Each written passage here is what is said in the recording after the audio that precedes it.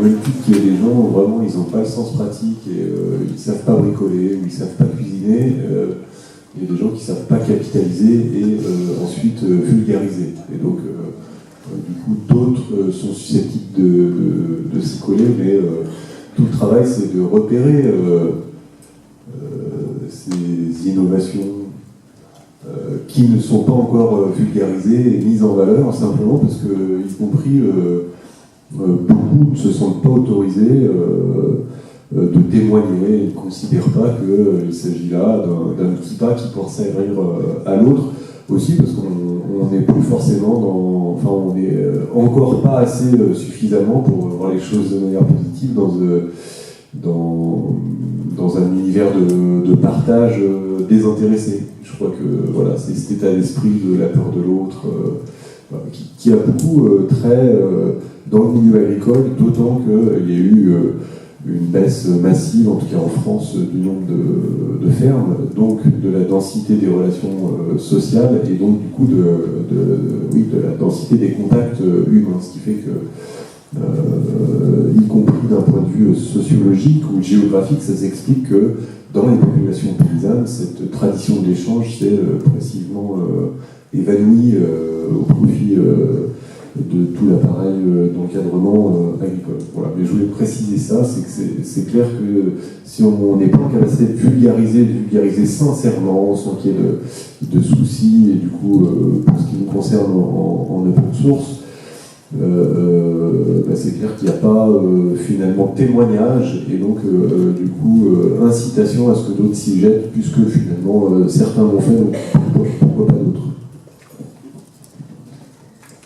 En ce qui concerne les centrales villageoises, c'est vrai que la capitalisation, c'est vraiment une marque de fabrique en fait de ce modèle.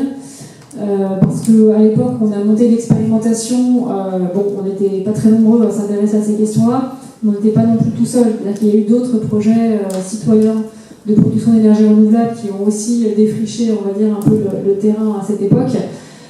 Par contre, c'était des projets souvent isolés et qui n'ont pas été dans cette démarche comme on l'a été, nous, de construire un modèle dès le départ et donc de capitaliser, en fait, d'enclencher la dynamique de capitalisation dès le tout début. Et ça, c'est vraiment quelque chose auquel on tient et qu'on met en avant, c'est-à-dire qu'on a une espèce de démarche de consolidation continue au sein du réseau pour essayer de faire boule de neige et que dès qu'il y a des nouvelles choses... Alors ça marche dans les deux sens, hein, c'est-à-dire qu'il y a des choses que nous on propose parce qu'on voit des choses évoluer dans la réglementation ou dans d'autres projets de production d'énergie qu'on redescend, on va dire, aux centrales villageoises, mais il y a aussi beaucoup de retours d'expérience qui remontent du terrain et qu'on consolide, sachant que pour consolider, il y a aussi un travail de vérification entre guillemets, c'est pas parce que ça a été fait que ça peut être reproduit ou que ça a été bien fait, hein. Enfin, je veux pas... Voilà, donc il y a aussi ce travail effectivement de recoupement un peu des expériences et de validation entre guillemets si on est sur le champ notamment juridique qui est important pour être ensuite validé entre guillemets et rediffusé au plus grand nombre. Après c'est vraiment quelque chose qui n'est pas simple à faire parce que par rapport à votre schéma, il y a certes un exercice d'observation, d'identification dans les territoires de ce qui peut être intéressant à capitaliser, mais en pratique, ça c'est un boulot énorme en fait. Il faut surtout essayer d'automatiser la remontée d'informations. Donc nous, c'est des choses qu'on essaye de faire avec tout le réseau des centrales villageoises, c'est-à-dire qu'elles aient plus le réflexe de remplir des espèces de questionnaires ou de formulaires qu'on essaye de mettre à jour peut-être une fois par an, où on les interroge effectivement sur les projets qu'elles ont réalisés, effectivement par dimension. Donc ça peut être une remontée par exemple sur les coûts, sur les nombres d'actionnaires, et ça puisse être des choses qui soient ensuite agrégées et puis utilisées par les autres projets qui vont voir, ah oui tiens, la dernière société centrale villageoise, elle a payé tant ses panneaux solaires, c'est-à-dire que le marché en ce moment il est à tel niveau et moi quand je vais préparer mon prochain projet, je vais savoir que je peux me situer à ce niveau-là, quoi. Ça peut être aussi des remontées plus qualitatives. On a pléthore de retours d'expérience sur les questions de raccordement au réseau électrique, d'assurance, de financement, etc. Où là c'est très très riche et il faut effectivement qu'on s'améliore encore sur la façon dont on remonte l'expérience et dont on peut la capitaliser. Cette appétence pour la capitalisation de la part des citoyens qui sont porteurs, qui sont dans le collectif, comment vous arrivez à la travailler? Parce que c'est vrai que c'est contraignant, la capitalisation.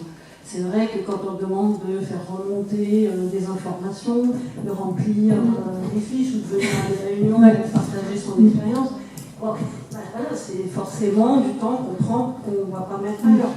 Donc c'est une question... Après, s'ils n'ont pas la mémoire trop courte, ils se rappellent de comment ils vont bénéficier eux au démarrage. Et naturellement, ils cherchent quand même à rendre ce qu'ils ont reçu. Donc ça marche plutôt de ce point de vue-là. Et après, ça a des limites dans le sens où le contexte évolue. Donc en fait, la capitalisation, elle est comment dire, pratique et efficace quand on est sur un modèle qui s'essaime quasiment à l'identique plusieurs fois. Mais par exemple, là, notre modèle, les sociétés locales, en gros, elles investissent dans des panneaux solaires, elles vendent de l'énergie, et puis voilà, elles touchent des recettes qui leur permettent de rembourser leur investissement et payer leurs charges. Il y a une nouvelle loi qui est sortie l'an passé qui parle d'autoconsommation. Donc le schéma il évolue, on n'est plus forcément en train de vendre totalement l'énergie, ça chamboule un peu les modèles économiques, et du coup on repart un peu de zéro, c'est-à-dire que comment est-ce qu'on s'adapte à ça? On ne peut plus capitaliser puisque personne ne l'a fait. Donc on revient un peu des années en arrière où on était à défricher un nouveau champ.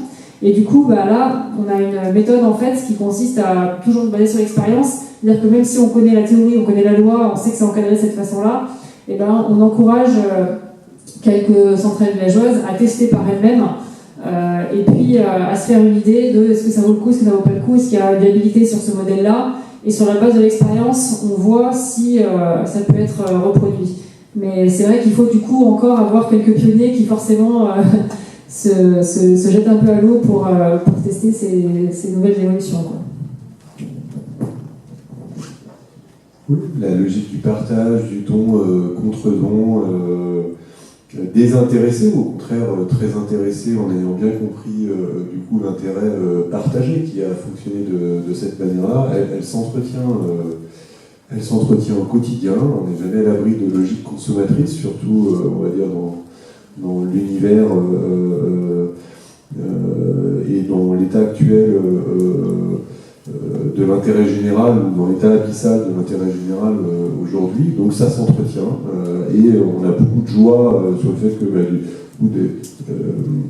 tout un tas d'usagers sont libérés de cette question-là de qu'est-ce que je raconte, qu'est-ce que je raconte pas, comment j'échange pas, est-ce que j'ai honte de montrer telle ou telle réalisation ou pas. On a parfois des peines, c'est très minoritaire, mais on a quand même parfois des peines qui nous touchent tout le temps, de logique assez consommatrice de je viens piocher dans le pot commun et puis ciao quoi.